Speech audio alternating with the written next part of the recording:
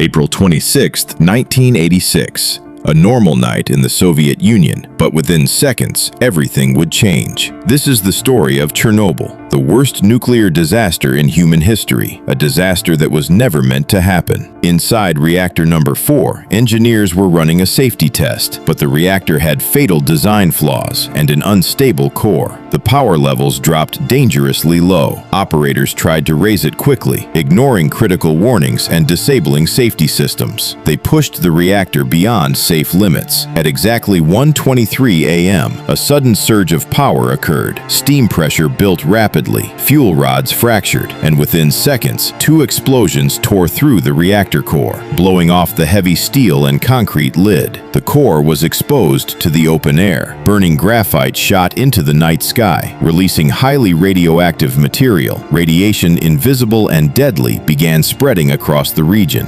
Firefighters arrived within minutes, unaware of the true danger. They were not fighting a normal fire. They were facing lethal radiation with no protection. They climbed rooftops and battled flames directly. Many absorbed fatal doses and died within weeks. Just 3 kilometers away, the city of Pripyat slept peacefully. Nearly 50,000 people remained unaware. Residents stood on balconies watching the glowing sky, thinking it was beautiful, not knowing it was deadly. Evacuation began only after 36 hours. People were told to take essentials and believed they would return in a few days, but they never came back. Their homes, schools, and memories were left behind, frozen in time. Authorities tried to hide the truth, but radiation spread across Europe, triggering alarms in other countries, forcing the world to realize what had happened. The cleanup became one of the largest operations in history. More than 600,000 people, known as liquidators, were sent to contain the disaster. They cleared debris, buried contaminated soil, and helped build a structure to seal the reactor. Helicopters dropped sand, lead, and boron to control the fire, while miners dug tunnels beneath the reactor to prevent an even larger explosion that could have affected half of Europe. The cost was enormous. Many workers suffered long-term illness, and thousands died years later due to radiation exposure. A 30-kilometer exclusion zone was created. Homes were abandoned, cities left empty, and nature slowly returned. But the radiation remained. Decades later, a massive structure was built to contain the reactor, but the danger still exists. The Chernobyl disaster was not just an accident. It was human error, flawed design, and silence. A reminder that when power is misused, the consequences can last forever.